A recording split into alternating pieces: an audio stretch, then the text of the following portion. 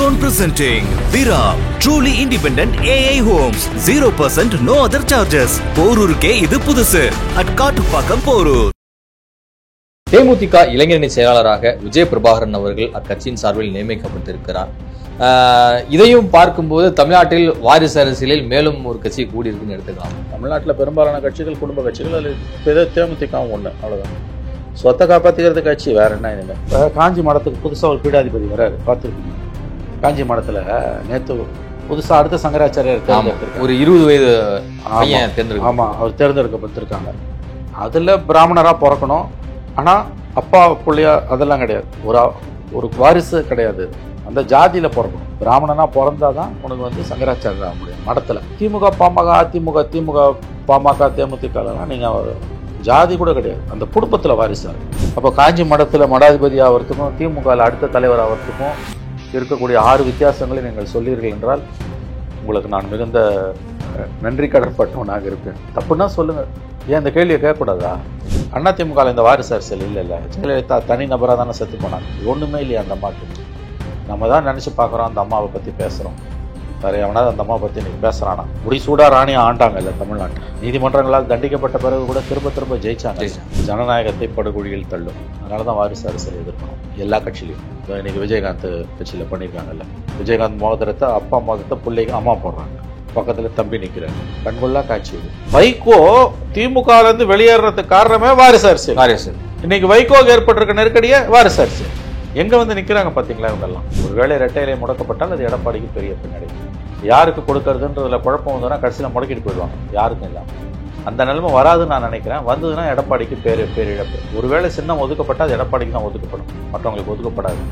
ஆனால் அதில் சிக்கல் இருக்குன்னா சின்னம் முடக்கப்படும், வேற யாருக்கும் ஒதுக்கப்படாது. மேலே பாம்பு கீழே நெறிகள், குதித்தால் அகலி, அதன் பிறகு பார்த்தீங்கன்னா ஓடினால் தடுப்பு சுவர் என முதல்வர் பேசியிருக்கிறார். அது நான் என்ன கேட்கணும்னு நினைக்கிறேன்னா, அப்ப அந்த முதல்வர் நாற்காலி இவ்வளவு படுபயங்கரமா? அது உண்மைதான். யாரு முதல்ல அவருடைய ஆட்சி காலத்துல எல்லாருக்குமே அது ஒரு தடவை கலைஞர் தான் சொன்னார் நினைக்கிறேன். ஆட்சி என்பது நெருப்பு ஆற்றில் மயிர்பாலம் கட்டி அதன் மீது நடப்பது. யார் ஆட்சியில் இருந்தாலும், ஜெயலலிதா, கருணாநிதி, ஸ்டாலின், எடப்பாடி, யாராக இருந்தாலும், ஆட்சியல் என்பது மிக சவாலான ஒன்று தான்.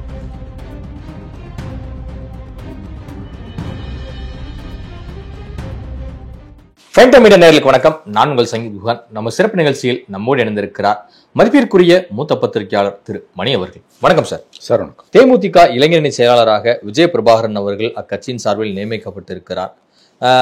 இதையும் பார்க்கும்போது தமிழ்நாட்டில் வாரிசு அரசியலில் மேலும் ஒரு கட்சி கூடியிருக்குன்னு எடுத்துக்கலாமா? தெரிஞ்ச விஷயம் தானேங்க. அது முழுக்க குடும்ப கட்சி தானேங்க. அவர் மறைவுக்கு பிறகு அவருடைய மனைவி, அவருடைய மகன்கள், அவருடைய மச்சான் சுதீஷ். ஸோ அது முழுக்க குடும்ப கட்சி. தமிழ்நாட்டில் பெரும்பாலான கட்சிகள் குடும்ப கட்சிகள், அதில் தேமுதிகவும் ஒன்று, அவ்வளோதான். சொத்தை காப்பாற்றிக்கிறது கட்சி வேற என்ன இனிமேல். இல்லை, கட்சிலாம் இப்போ சொத்தை காப்பாற்றிக்கிறது அவ்வளோதான். சொத்தை காப்பாற்ற தான் கட்சி உங்களுக்கு. இல்லை, மக்கள் நலனே மகேசன் நலன் அப்படிங்கிற மாதிரிலாம். மகேசன் நலன்றது கட்சி நலன், குடும்ப நலன். ஒரு குடும்பத்தோட நலன் தான் மகேசன் நலன். இப்போ காஞ்சி மடத்துக்கு புதுசாக ஒரு பீடாதிபதி வராரு, பார்த்துருப்பீங்க. காஞ்சி மடத்தில் நேற்று புதுசாக அடுத்த சங்கராச்சாரியார் தேர்ந்தெடுத்திருக்காங்க. ஒரு 20 வயது பையன் தேர்ந்தெடுக்க. ஆமாம், அவர் தேர்ந்தெடுக்கப்பட்டிருக்காங்க. அதில் பிராமணராக பிறக்கணும், ஆனால் அப்பா பிள்ளையா அதெல்லாம் கிடையாது. ஒரு வாரிசு கிடையாது. அந்த ஜாதியில் பிறக்கணும். பிராமணனாக பிறந்தாதான் உனக்கு சங்கராச்சாரியர் ஆக முடியும் மடத்தில்.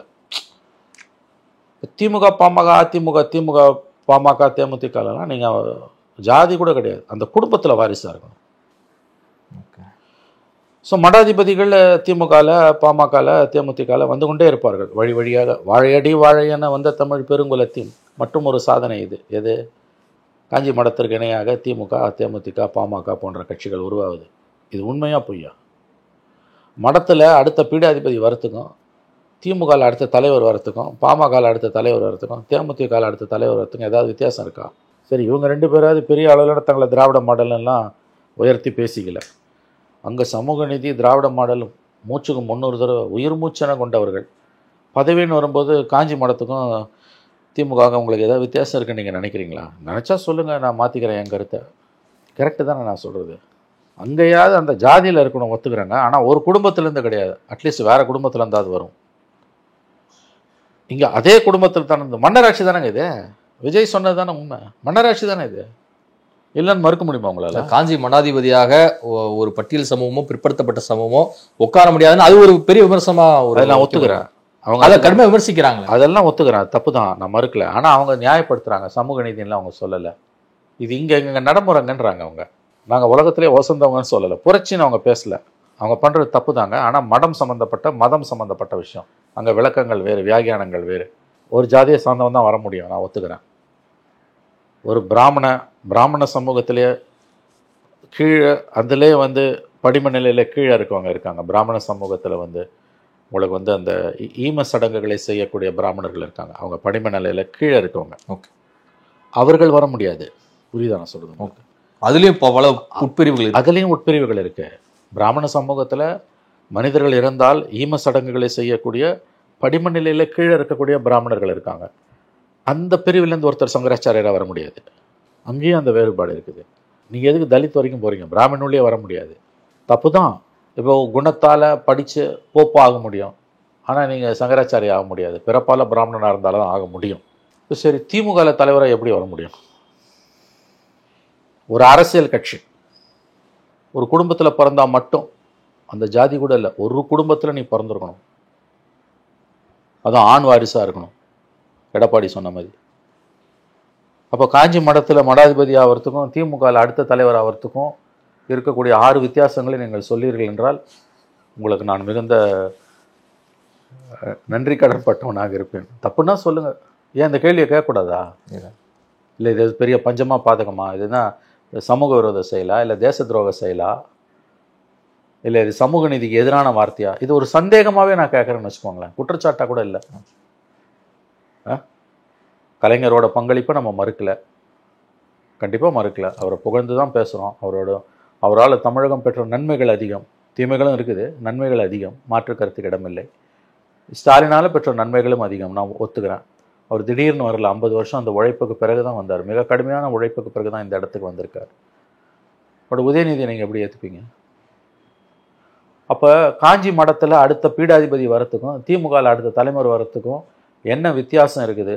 வேற்றுமை ஒற்றுமை, 6 வேற்றுமைகள் 6 ஒற்றுமைகளை நீங்கள் சொன்னீங்கன்னா சீரியஸாக சொல்கிறேன் கோன், ஏன் இவ்வளோ சிரிக்கிறீங்க? உங்களுக்கு நான் மிகுந்த நன்றி கடன் பட்டிருப்பேன். மக்கள் கேட்பாங்க, இந்த கேள்வி எழும். வாரிசு அரசியல் திமுகவில் தொண்டர்கள், 2ஆம் கட்ட தலைவர்கள், மாவட்ட செயலாளர்கள், நிர்வாகிகள் எல்லாருமே அந்த தலைமையை ஏற்றுக்கிறோம், தலைமை இவர்தான் சொல்லி அடுத்து சொல்லிட்டு போகும்போது கட்சிக்குள்ள எந்த ஒரு உட்கட்சி பூசல் நிலவறது இல்லை, ஒரு சுமூகமா போயிடுது தலைமை, அப்படிங்கிற மாதிரிலாம் ஒரு விவாதங்களை முன்வைக்கிறாங்க. மன்னராட்சிகள் இப்படித்தான் இருந்தன. காலகாலமாக நீங்கள் பெருமையாக பேசுகிறீங்கல்ல, சோழர் ஆட்சி, சோழர் வரலாறு, சேரன் வரலாறு, பாண்டியர் வரலாறு, எல்லா கதையும் பேசுகிறீங்கல்ல. அங்கே ஏதாவது அந்த ஆட்சி பண்ணும்போது 1000 வருஷம் ஆண்டபோது இதே மாதிரி எவனாவது ஒருத்தன் எழுந்திரிச்சு கேள்வி கேட்டானா? இதே தானே ஒத்துக்கிட்டான். நம்ம ரொம்ப சிம்பிளாக கேட்குறேன். அந்த ஊடகங்களில் காஞ்சி அடுத்த மடாதிபதியை பற்றின செய்திகள் அதிகமாக வரும்போது, அவருடைய புகைப்படங்கள் வரும்போது, நம்முடைய நினைவலைகள் அண்ணா அறிவாலயத்தை நோக்கித்தான் திரும்புகின்றன. மகா பெரியவா ஜெயேந்திரர், விஜயேந்திரர், அடுத்து இன்னொரு தம்பி வந்திருக்காரு. இந்த பக்கம் அண்ணன் டாக்டர் கலைஞர், முத்துவேல் கருணாநிதி ஸ்டாலின், அடுத்து நம்முடைய உதயநிதி ஸ்டாலின், அதற்கடுத்து இன்பநிதி ஸ்டாலின். நமக்கு தெரிஞ்சு ஒரு 4 லிஸ்ட்டு வருது, அடுத்தது போகும். அது இவை விவாதிக்கப்படும், அதுதானே ஜனநாயகம். ஏன் உங்களை கேள்வியை கேட்கக்கூடாதா? அதிமுக இந்த வாரிசு அரசியல் இல்லைல்ல. ஜெயலலிதா தனி நபராக தானே செத்து போனாங்க, ஒன்றுமே இல்லையா அந்த அம்மாவுக்கு? இன்னைக்கு நம்ம தான் நினச்சி பார்க்குறோம், அந்த அம்மாவை பற்றி பேசுகிறோம். வேறு எவனாவது அந்த அம்மாவை பற்றி இன்றைக்கி பேசுகிறானா? முடிசூடாக ராணியாக ஆண்டாங்க இல்லை தமிழ்நாட்டை. நீதிமன்றங்களால் தண்டிக்கப்பட்ட பிறகு கூட திரும்ப திரும்ப ஜெயிச்சாங்க.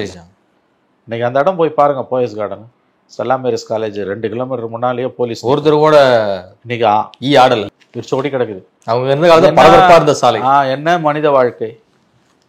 30 வருஷம் அந்த அம்மா எதிர்கட்சியோ முதலமைச்சரோ, அந்த இடமே அவ்வளோ பரபரப்பாக இருக்கும்ல. 88லேருந்து பொதுச் செயலாளர் அதுலேருந்து, அப்போல்லாம் 88லேருந்து 91 வரைக்கும் தொண்டர்கள் மட்டும் நிரம்பி வழிவாங்க. 91லேருந்து பிறகு வரைக்கும் போலீஸ், எதிர்கட்சியாக இருந்தாலும் ஆளுங்கட்சியாக இருந்தாலும் போலீஸ் நிரம்பி வழியும். ஸ்டெல்லா மேரிஸ் காலேஜ்லேருந்து உள்ள வரைக்கும் வீடு போகிறோம், ரோடு பரபரப்பாக, அவ்வளோதான். இன்றைக்கி அந்த கட்சியில் இப்படி வரலையே. தீபாவளியை கொண்டு உட்கார வச்சுட்டு போனாங்க அந்த அம்மா. ஓபிஎஸ்ஸை தானே ஆக்கினாங்க. இன்ஃபேக்ட் சசிகலாவை கூட ஆக்கல. இல்லை, என் உடன்பிறவா சகோதரி, நான் உயிரோடு இருப்பதற்கு அவள் தான் காரணம் என் உயிரை காப்பாற்றினார்லாம் அசெம்பிளியில் பேசினாங்க. ஆனால் கட்சியில் பொறுப்பு கொடுத்தாங்களா? கடைசி வரைக்கும் கொடுக்கல. அப்புறம் ஏன் இது ஆபத்தானதுன்னா, வாரிசு அரசியல் வந்து தலித் விடுதலைக்கு எதிரானது. அது திறமையற்றவர்களை ஊக்குவிக்கும், ஜனநாயகத்தை படுகொழியில் தள்ளும். அதனால தான் வாரிசு அரசியல் எதிர்க்கணும் எல்லா கட்சியிலையும். இதோ இன்றைக்கி விஜயகாந்த் கட்சியில் பண்ணியிருக்காங்கல்ல, விஜயகாந்த் மோதிரத்தை அப்பா மோதிரத்தை பிள்ளைக்கு அம்மா போடுறாங்க, பக்கத்தில் தம்பி நிற்கிறாரு. கண்கொள்ளா காட்சி இது. நாச்சம் கூட இல்லாமல் குடும்ப அரசியலை பண்ணுறாங்க இவங்கெல்லாம். தேமுதிக பாமகலாம் அங்கே என்ன கதை? மகனுக்கு போட்டியாக பேரனை அப்பாவே வளர்கிறாரு, மகனுக்கு போட்டியாக பேரனை அப்பா வளர்கிறாரு. திடீர்னு அப்பா வந்து உட்காந்துக்கின்னு மகனை தலைவர் பதவியிலேருந்து நீக்கிட்டேன்றாரு. மகன் சொல்கிறாரு நான் தான் தலைவர்ன்றாரு. இந்த கேலி கூத்தெல்லாம் எங்கேயாவது நடக்குமாங்க? தமிழ்நாடு அதையும் பார்க்குது. அப்போ இவர்கள் வந்து நாங்கள் குடும்ப அரசியல் செய்யவில்லை, ஜனநாயக பாதையில் தான் இருக்கிறோம் என்ற தோற்றத்தையாவது மக்கள் மன்றத்தில் உருவாக்க வேண்டும் இருக்குல்ல. ஆங்கிலத்தில் சொல்லுவாங்க அந்த பிரிட்டென்ஷன் வாங்க, அந்த ஒரு தோற்ற அளவிலேயாவது நாங்கள் வந்து ஜனநாயகவாதிகள் சொல்லக்கூடிய அந்த ஒரு எண்ணம் இருக்கு, அணுகுமுறை இருக்குல்ல, தட்ஸ் கால்டு பிரிட்டென்ஷன். அது கூட இவங்களுக்கு இல்லாமல் போச்சு. இதுதான் கூச்சநாச்சம் இல்லாத குடும்ப அரசியல். இது ஜனநாயகத்துக்கு கேடுங்க. இது இப்போ மதிமுகவில் அது மாதிரியான மதிமுகவில் சரி, அவங்களும் ஏன் இவங்களும் அவருக்கும் தயாநிதி துரை வைகோவுக்கும் அரசியலுக்கு எந்த சம்மந்தமே கிடையாது. மல்லை சத்யா வைகோ கட்சி ஆரம்பிச்சாக்கா நான் மல்லை சத்யா 30 வருஷமா பார்க்குறேன். வைகோவோட ரைட் ஹேண்ட். மதிமுக தொடங்கப்பட்ட காலத்தில் எஸ், டே 1லேருந்து நான் பார்க்குறேன் அவரை. ஆரம்ப காலத்தில் திமுக விட்டு வெளில வரும்போது வெளியேறியவர் வைகோவுக்காக. எல்லா கஷ்ட நஷ்டத்துலையும் 32 வருஷமா கூட நிற்கிறாரு. எனக்கு 32 வருஷத்துக்கு மேலேயே 32 வருஷமா அவர் தெரியும். துரை மல்லை சத்யா துரை இப்போ தானே வந்தார் அரசியலுக்கு. 5 வருஷம் ஆகுது. 5 வருஷம் ஆகுது. எதுக்கு வந்தார் துரை? வைகோ திமுகலேருந்து வெளியேறதுக்கு காரணமே வாரிசு அரசியல். இன்னைக்கு வைகோக்கு ஏற்பட்டிருக்க நெருக்கடியே வாரிசு அரசியல். எங்க வந்து நிக்கிறாங்க பாத்தீங்களா இவங்கெல்லாம்? எதுக்காக நீ கட்சியை உடச்சிட்டு வந்த? ஸ்டாலினை முன்னிலைப்படுத்துறாருன்னு உங்க மேல கொலைப்பழி சுமத்துனாங்க. ஸ்டாலினை முன்னிலைப்படுத்துறாரு, மகனை முன்னிலைப்படுத்தி வைகோவோட தியாகத்துக்கு முன்னால ஸ்டாலினோட தியாகம் வந்து நிற்காது அப்படின்னு சொல்லிட்டு நீங்கள் வந்தீங்க. திறமசாலிகளுக்கு திமுக இடம் இல்லை, ஆனால் வாரிசுகளுக்கு அவர்கள் தடைக்கற்களாக இருக்கிறார்கள். இன்னைக்கு எந்த காரணத்தை சொல்லி கட்சி ஆரம்பிச்சிங்களோ அதே காரணத்தால் உங்கள் கட்சியில் சலசலப்பு வருது. அப்போ இது எதுலேருந்து வருதுன்னா, சொத்தை காப்பாற்றியதுக்கு தான் இனிமேல் அரசியல் நிலைமை வந்தாச்சு கட்சிகள். இந்த வாரிசு அரசியல் ஏன் வருதுன்னு நீங்கள் பார்க்கணும். வாரிசு அரசியல்ன்ற கான்செப்ட் ஏன் வருது? ஏன் பிஜேபியில் இல்லை, ஏன் கம்யூனிஸ்ட் கட்சிகள் இல்லை? பிடிக்குதோ பிடிக்கல கொள்கை வழி நடக்கிற கட்சிகள். அங்கொன்னும் இங்கொண்டுமா இருக்கலாங்க, மாவட்ட அளவுல மாநில அளவுல இல்லைங்க, அங்கொன்னும் இங்கொண்டுமா பிஜேபியில் இருக்கலாங்க. வாரிசு அரசியல் பிஜேபியில் வரவே வராதுங்க. அதுக்கு ஒரு சித்தாந்தம் இருக்குது, இந்துத்துவ சித்தாந்தம் இருக்குது. அதேமாதிரி கம்யூனிஸ்டுகளுக்கு ஒரு சித்தாந்தம் இருக்குது, அங்கே வாரிசு அரசியல் வராது. காங்கிரஸ் முழுக்க முழுக்க வாரிசு அரசியல் தான். ஆனால் காங்கிரஸுக்கு அது ஒரு லெகசி இருக்குது, 150 வருஷம் பாரம்பரியமிக்க சுதந்திரத்துக்கு முன்னால் ஆரம்பித்த கட்சி. அதனால் அங்கே சில செக்ஸ் அண்ட் பேலன்சஸ் இருக்குது. மற்ற கட்சிகள் அதுவும் கிடையாது. இல்லை, அதாவது கூச்ச நாச்சம் இல்லாமல் வெளிப்படையா ஆமா நாங்க தான். இன்னைக்கு இந்த அம்மா பிரேமலதா பண்றாங்கல்ல, மோதிரத்தை அச்சய திருதிக்கு புருஷன் மோதிரத்தை பிள்ளைக்கு போடுறாங்க. ஏங்க இதுவாங்க அரசியல்? இது எவ்வளவு மோசமான அரசியலுங்க இது. டோட்டலா கம்பெனியா மாறி போச்சு இல்ல. தமிழ்நாட்டில் எல்லா கட்சிகளையும் சங்கர மடமா மாறிட்டு இருக்குல்ல. அங்கேயாவது பிராமண ஜாதியில வெவ்வேறு குடும்பத்துல பிறந்தவங்க வரத்துக்கு ஒரு சின்ன வாய்ப்பு இருக்கு. இங்க அதுவும் கிடையாது, ஒரே குடும்பம் தான். எல்லா கட்சியிலையும் ஒரே குடும்பம் தான். ஜனநாயகத்துக்கு இது பேர் ஆபத்து, எழுதி வைத்துக் கொள்ளுங்கள். உங்கள் ஜனநாயகம் சவக்குழிக்கு போகுது. வாரிசு அரசியலை மேற்கொள்ளும் கட்சிகளை அவர்கள் யாராக இருந்தாலும் தமிழக மக்கள் முற்றிலுமாக நிராகரிக்க வேண்டுங்க. தமிழ்நாட்டில் ஜனநாயகத்தை பாதுகாக்கிறதுக்கு அது ஒன்று தாங்க சிறந்த வழி.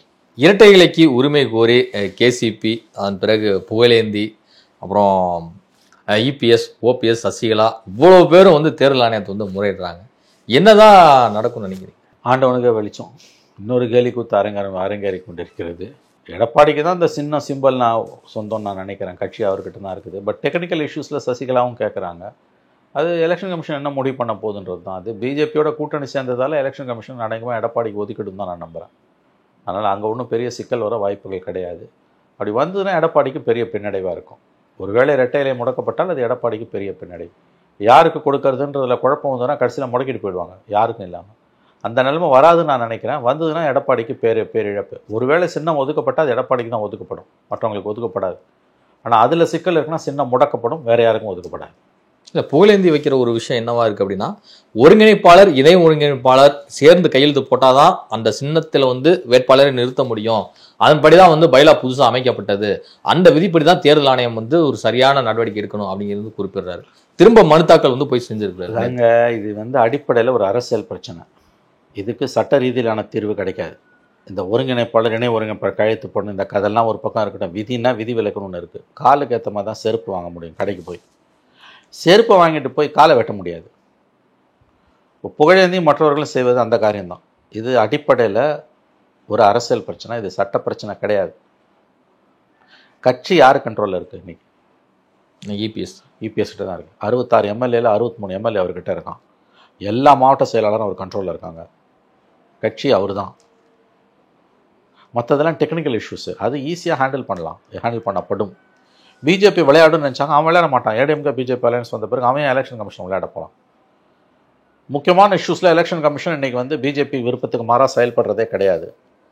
ப்ளஸ் சட்ட ரீதியாகவும் இது எடப்பாடிக்கு தான் இந்த சிம்பல் ஒர்த்துன்னு நான், அவருக்கு சொந்தமான சிம்பல் தான் இது. அவங்களுக்கு தான் ரெட்டை இலையை கொடுக்கணும். இறுதியில் ரெட்டை இலை எடப்பாடிக்கு கொடுக்கப்படும் என்று நான் நம்புகிறேன். ஒருவேளை அதில் ஏதாவது சிக்கல்கள் வந்தால் சின்னம் முடக்கப்படும். வேற யாருக்கும் அது கண்டிப்பாக கொடுக்கப்படாது. அதிமுகவுக்கு ஒரு பெரிய ஆபத்தா வந்து நேர்ந்துடாது. ரொம்ப லாஸ்ட் ஸ்டேஜுங்க அது. ரெட்டை இலையை முடக்கிறதுன்றது லாஸ்ட் ஸ்டேஜ். ஐ திங்க் அதை செய்ய மாட்டாங்க. எடப்பாடி கொடுக்கப்படும் தான் நான் நம்புறேன். மேலே பாம்பு கீழே நெறிகள், குதித்தால் அகலி, அதன் பிறகு வந்து பார்த்தீங்கன்னா ஓடினால் தடுப்பு சுவர் என முதல்வர் பேசியிருக்கிறார். அது நான் என்ன கேட்கணும்னு நினைக்கிறேன்னா, அப்ப அந்த முதல்வர் நாற்காலி இவ்வளவு படுபயங்கரமா, அது உண்மைதான். யாரு முதல்ல அவருடைய ஆட்சி காலத்துல எல்லாருக்குமே அது வந்து ஒரு தடவை கலைஞர் தான் சொன்னார் நினைக்கிறேன். ஆட்சி என்பது நெருப்பு ஆற்றில் மயிர்பாலம் கட்டி அதன் மீது நடப்பது. யார் ஆட்சியில் இருந்தாலும், அது ஜெயலலிதா, கருணாநிதி, ஸ்டாலின், எடப்பாடி யாராக இருந்தாலும், ஆட்சியல் என்பது மிக சவாலான ஒன்று தான். இந்த இடத்துக்கு அவர் சும்மா வந்துடல, நான் அதை ஒத்துக்கிறேன். அவர் வாரிசு அரசியல்னு சொன்னால் கூட இந்த இடத்துக்கு சும்மா வரல. 50 வருஷம் போராடி களைச்சி மிகப்பெரிய தோல்விகளை சந்தித்து மிகப்பெரிய வெற்றிகளை பார்த்து அதன் பிறகு தான் இந்த இடத்துக்கு வந்திருக்கிறார். கிட்டத்தட்ட 50 ஆண்டு கால பொது வாழ்க்கை போராட்டங்கள், சிறைவாசங்கள், எமர்ஜென்சியில் ஜெயிலுக்கு போன ஒரே மனிதர் அவர் தான். இன்றைக்கி ஆக்டிவாக இருக்க பாலிட்டிஷியன்ஸ் ஆல் இண்டியா லெவலில் பார்த்தீங்கன்னா விரல் வெட்டி எண்ணலாம். நம்முடைய ஸ்டாலின் அவர்கள், ஃபரூக் அப்துல்லா, ரவிசங்கர், நிதிஷ் லல்லு பிரசாத் விரல் வெட்டி எண்ணக்கூடியவன். இன்றைக்கு அவர் இருக்கக்கூடிய பதவிக்கு அவர் தகுதியானவர் தான். அவர் தியாகங்களை செய்திருக்கிறார். அவர் கட்சிகளை அவர் உழைச்சி தான் மேலே வந்திருக்காரு. அதில் நான் மறுக்கலை அதெல்லாம். பட் அடுத்தடுத்த இடங்களுக்கு போகும்போது அந்த பிரச்சனை வருதில்லை. ஆகவே இந்த உதாரணங்கள் சரியான உதாரணங்கள் தான். கடுமையான போராட்டங்களுக்கு பிறகுதான் அவர் இந்த இடத்தை அடைந்திருக்கிறார். அவர் இன்று அடைந்திருக்கும் சிகரம் அவருடைய கடுமையான உழைப்பால் பெற்றது என்பதில் எந்த மாற்று கருத்தும் இல்லை.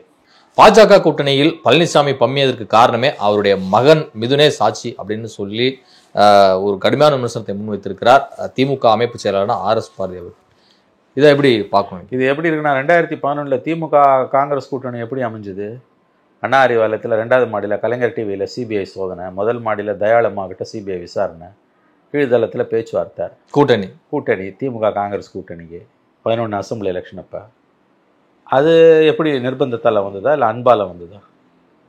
அதனால் மிதுனை வந்து ஒரு மிரட்டினாங்கன்றதுல இன்னும் ஆதாரம் வச்சுருக்காரு RS பாரதி. விஷயம் என்னென்னா, அதிமுக பாஜக கூட்டணியை பார்த்து திமுக நடுங்குகிறது. அதனால தான் டெய்லி ஒவ்வொருத்தராக இதை பேசிகிட்டு இருக்காங்க. தாங்களே திருப்திப்படுத்துறதுக்கு பேசுகிறாங்க. அவ்வளோதான், இதுக்கு மேலே ஒன்றும் கிடையாது. அரசியலில் லாப நட்ட கணக்கு பார்க்காமல் திமுகவில் வந்து கூட்டணி வைத்து பயணிக்கிறோம் என பேசியிருக்கிறார் மதிமுக பொதுச் செயலாளரான வைகோ அவர்கள். இந்த கருத்து எதை உணர்த்துகிறது? எதையும் உணர்த்தலை. எலெக்ஷன் வருது, சீட்டு வேணும். வைகோக்கு MP பதவி காலம் முடியுது, இந்த ஜூலையோட முடியுது. அந்த பின்புலத்தில் இந்த ஸ்டேட்மெண்ட்டை நீங்கள் பார்க்கணும். அவ்வளோதான், வேறு ஒன்றும் நான் சொல்ல வரல. ராஜ்யசபா டென்யூர் வைகோக்கு முடியுது இந்த ஜூலை மாதத்தோட. தமிழ்நாட்டிலேருந்து 6 பேர் MP ஆகலாம், திமுக 4 பேர் அனுப்பலாம். இந்த பேக்ரவுண்ட்லேயும் வைகோவோட ஸ்டேட்மெண்ட்டை நம்ம பார்க்கணும். இதுவரை உங்கள் பல்வேறு கருத்துக்களை எங்களோடு பகிர்ந்து. கரெக்ட் சார், நன்றி.